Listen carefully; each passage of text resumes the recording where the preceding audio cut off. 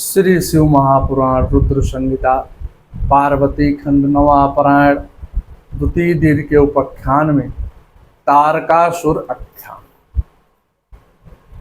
तारकासुर आख्यान में के संदर्भ में नारद जी ब्रह्मा जी से पूछते हैं, हे देवाधिदेव, तारकासुर कौन था जिसने देव समुदाय को पीड़ित किया था? तो ब्रह्मा जी का वह किसका पुत्र था? नारद जी कहते हैं कि वह किसका पुत्र था तथा कामदेव को शिव जी से किस प्रकार कामदेव को शिव जी ने किस प्रकार भस्म किया।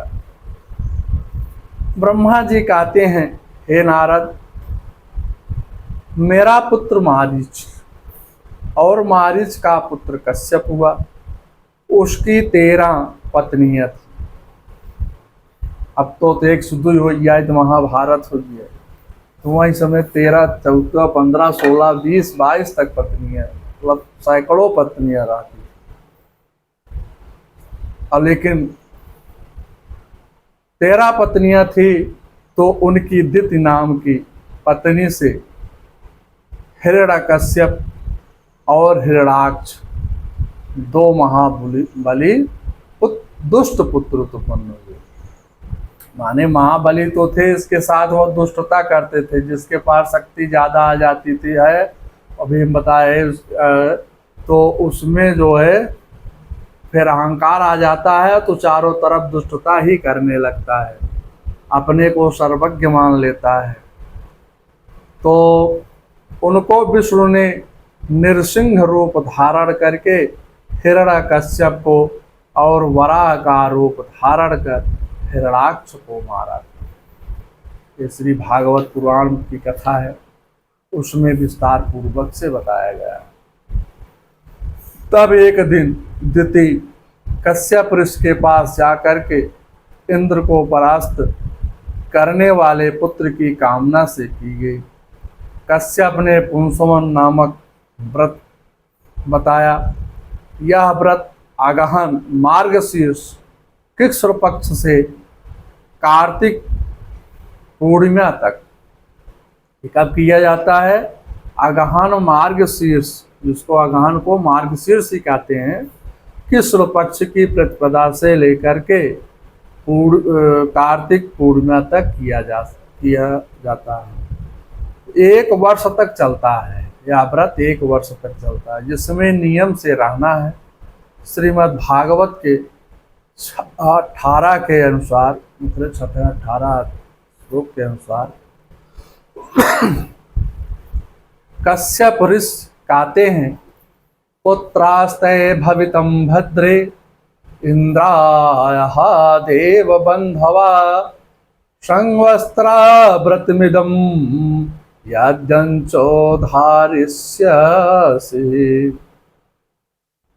कश्यप महाराज कहते हैं, हे देवी, 1 वर्ष तक तुमको शुद्ध भाव से रहना होगा। अशुद्ध भाव से होने पर यह पुत्र देवताओं का अनुगामी हो जाएगा। नित्य नियम से रहने लगे। एक दिन देव मासाय मास में उच्छिष्ट अवस्था में बिना आचमन किए ही सो गई। इंद्र छद्य भेष में आकर आश्रम में ही आ गए, आश्रम में ही रहता था। इंद्रनिक ने अवसर पा करके माता अदिति के उदर में प्रवेश कर गया। उस गर्भ के 7 टुकड़े कर दिए, 1 टुकड़ा नहीं किए। अभी हम कुछ पिछले वीडियो में बताए कि कामदेव और इंद्र 2 ऐसे महाशक्ति हैं, अगर क्यों तपस्या करे लागत है तो वो आय के पहले नौकर नष्ट करे की व्यवस्था बनावे लागत। इंद्रिय ही नाते करे लागत कि हो सकत हमार सिंहासन न ले ले। और कामदेव अपन बड़ाई करे खातिर बहुत सुंदर हैं, बहुत सुंदर हो, बहुत खतरनाक है। और हमों से पूरे संसार में हम बताएगी कि हमारी सुंदरता कितनी है, हमारे पास कितनी शक्ति है। तो यही नाते दोनों जो है बहुत सही न्याय है। तो अब इंद्र ने माता दिति के गर्भ में आकर के गर्भ को 7 टुकड़े में कर दिया। जब वह 7 टुकड़े होने लगे तब इंद्र ने उन 7 टुकड़ों को एक एक करके 7 टुकड़े कर दिए। माने एक टुकड़ा 7 टुकड़ा और 7 टुकड़ा फिर 7 टुकड़ा, कितना हो ये? चाकर शतम सप्तधा गर्भम ब्रजेर कनक प्रभम रुदंतम सप्तधे एकम आरोदत्रीति तान पुनः। लेकिन वह सभी टुकड़े व्रत के प्रभाव से नष्ट नहीं थे। काहे कि पीछे पुंसवन नामक व्रत कर रहे थे और वह कठिन व्रत होता है, उसके प्रभाव से वह बच्चे नष्ट नहीं हुए। उनका नाम मरुत हुए। वह 49 मरुत इंद्र के अनुगामी होकर उन्हीं के साथ चलने लगे। दिति ने पुनः कश्यप ऋषि को प्रसन्न किया। तब कश्यप ऋषि ने कहा, हे दिति, यदि तुम ब्रह्मा की 10,000 वर्ष तक तपस्या करोगी तो तुम्हारे पराक्रमी पुत्र होगा। दिति ने नियम पूर्वक तप पूरा किया।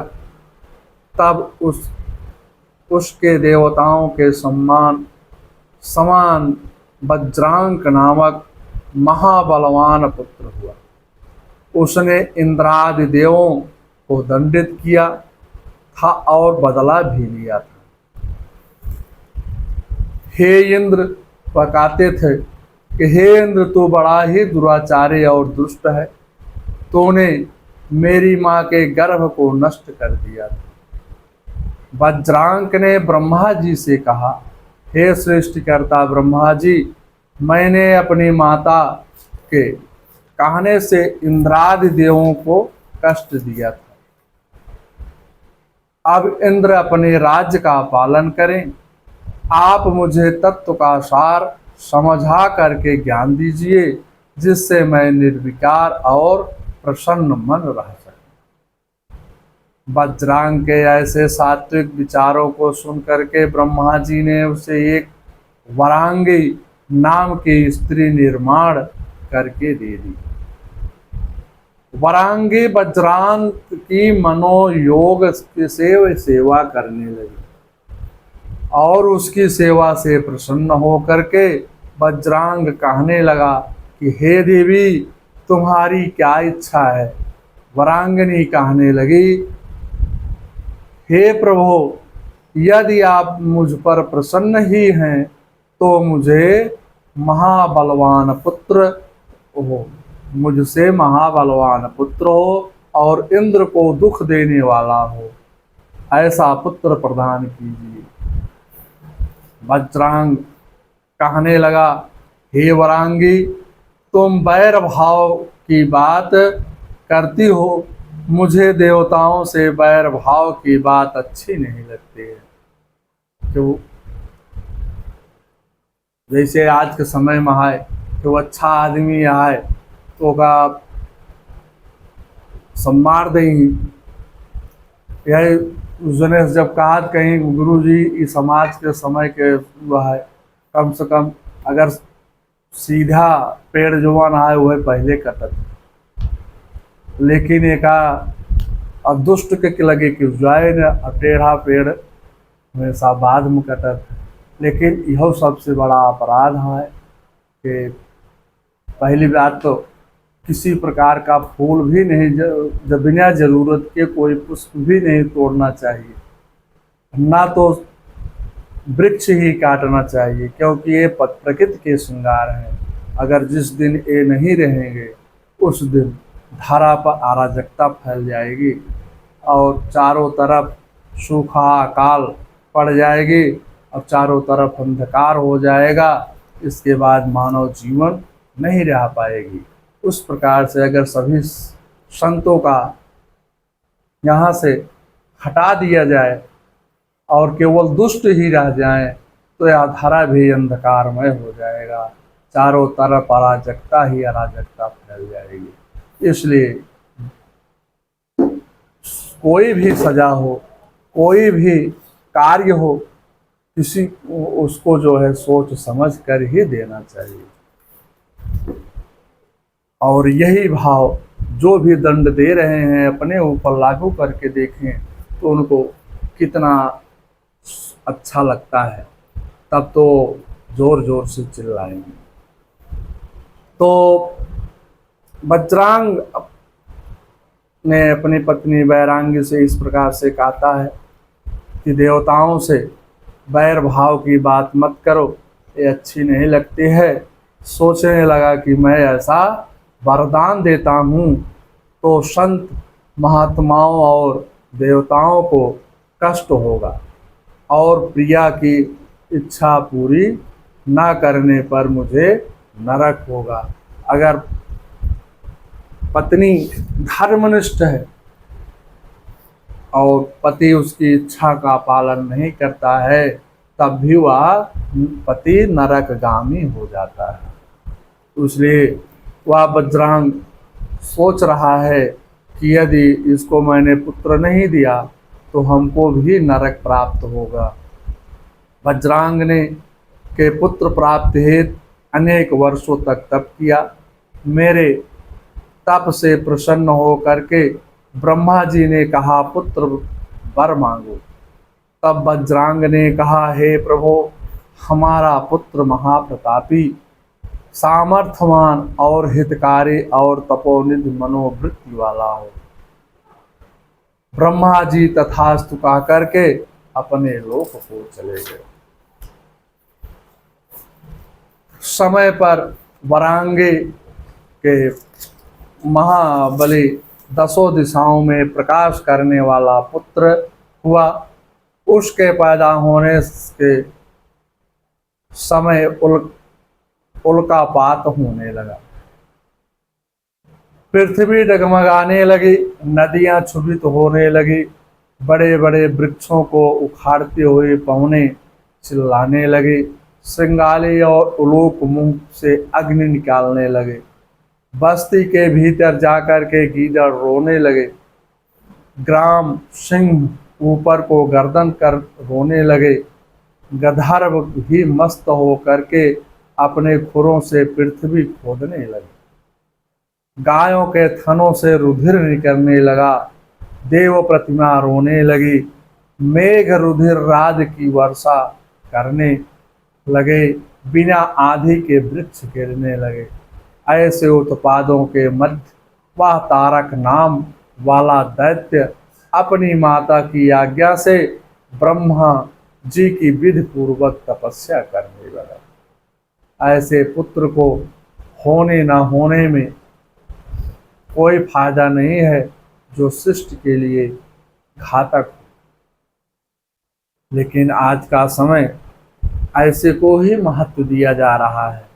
जो टेढ़ा है उसके पास कोई नहीं जा सकता है, उसके पास जाएगा तो उसका पैर छुएगा, और जो सीधा है, जो समाज का हित करने वाला है, परोपकारी है, उसी को दंड दिया जाता है। तप बल में जग सृजई विधाता, तप बल वैष्णु भये परित्राता, तप बल शंभु करहि संघारा, तप में अगमन कछु संसारा, तप बल विप्र सदा बरियारा, तिनके कोपन को रखवारा। तब उसने अग्नितापी 100 वर्ष तक नीचे मुख ऊपर को पैर करके 100 वर्ष तक हाथों से ही पूरे शरीर को उठा करके 100 वर्ष तक वृक्ष की शाखा पर नीचे मुख करके अग्निहोत्र का धूम सूंघता रहा। कठिन तपस्या के कारण के प्रभाव से उसके शरीर से निकलने वाले तेज से देवताओं के लोक जलने लगे। हे नारद, उससे पीड़ित होकर के ऋषि मुनि और देवता लोग मेरे पास आए और सारा समाचार बताया। मैं उनकी प्रार्थना पर तारकासुर के पास जा कर के कहने लगा, हे तारक, मैं तेरी तपस्या से बहुत प्रसन्न हूँ, तो मनोवांछित वर मुझको मांगो। जैसा देवता भी जब देखते हैं कि हमारा कठिन तपस्या कर रहा है तो बहुत प्रसन्न हो जाते हैं, और नहीं देखते कैसा व्यक्ति है।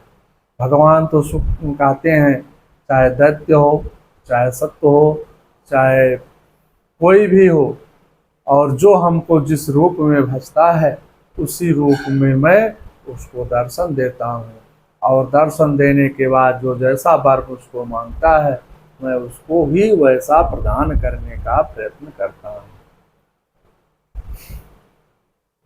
जब मनोवांछित फल मांगता है, तारकासुर कहता है कि हे प्रभु, यदि आप मुझ पर प्रसन्न हैं तो मुझको ऐसा वरदान दे दीजिए कि जैसे मैं आपकी सृष्टि में जितने लोग हैं उनको भी मेरे समान बलवान ना हो, कोई भी मेरे समान बलवान ना हो। दूसरा वरदान यादव की मेरी मृत्यु शिव के वीर से उत्पन्न पुत्र द्वारा ही हो। ब्रह्मा जी तथास्तु का करके चले गए। इतना अब वह वर पाकर तारकासुर बहुत प्रसन्न हुआ, श्रोणितपुरा को चला गया।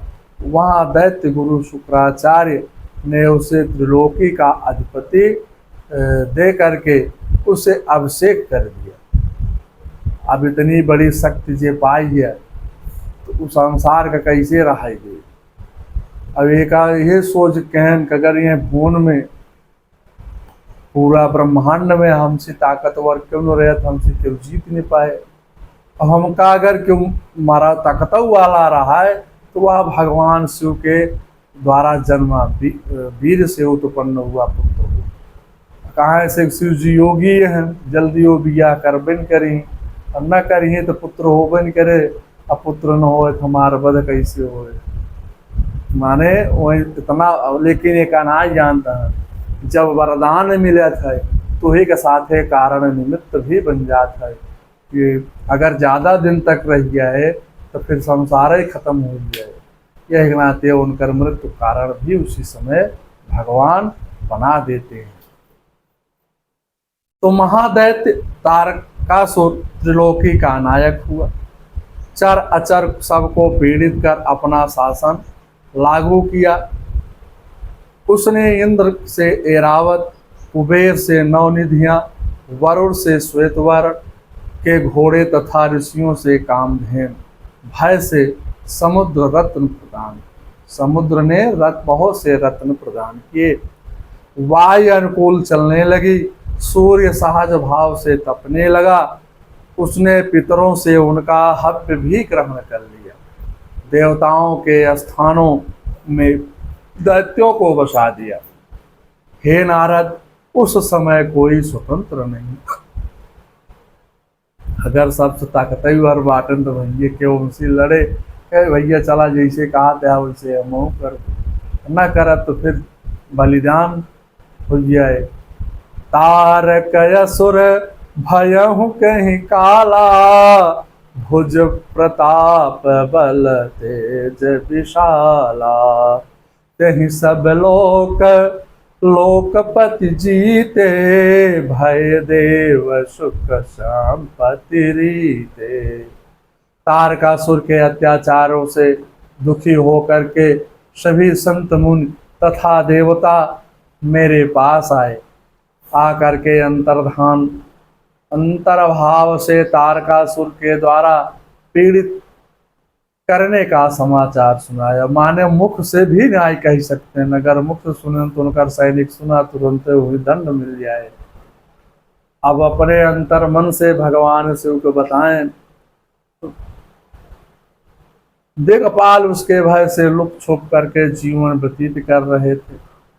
आपसे वरदान पाकर तारक अप्सराओं और सुंदर स्त्रियों को तारकासुर से ग्रहण कर लिया और धर्म के सभी अंग तप दान और पाठ आदि से सभी को नष्ट कर दिया। उसकी सेनापति क्रौच नामक महादानव सभी लोकों और पाताल में भी प्रजाओं को कष्ट दे रहा है। अगर गरीब आदमी या शरीर से दुबला पतला आदमी, कमजोर व्यक्ति धन पाई जाए या शक्ति पाई जाए, यह सोचे कि हमहू बहुत संसार अब नष्ट कर दिए, हमारे सामने कुछ मान कहाँ से पूरा पावर हमारे अंदर है। लेकिन ये कहना जानत है ये पावर कई दिन चले, बहुत चले, 4-6 साल, 10 साल, 20 साल, एक अलावा तो फिर नष्ट हो ही क्या। असभ्रष्ट आचारा भा संसारा धर्म सुनहि नहीं काना, तेहि बहु विधि त्रासई दे निकासई जो कह वेद पुराना। तारकासुर ने सभी को जीत लिया। हे ब्रह्मा जी, हमें नारायण के कवच से आशा थी, लेकिन वह चक्र भी उसके गले में पुष्प की हाथ कुंठित हो गया। और यहाँ पर आज शिव महापुराण कथा के दूसरे दिन की कथा भी समाप्त होती है। अब अगले वीडियो में श्री शिव महापुराण कथा के तीसरे दिन की कथानक प्रारंभ हो। ओम नमः शिवाय। हर हर महादेव।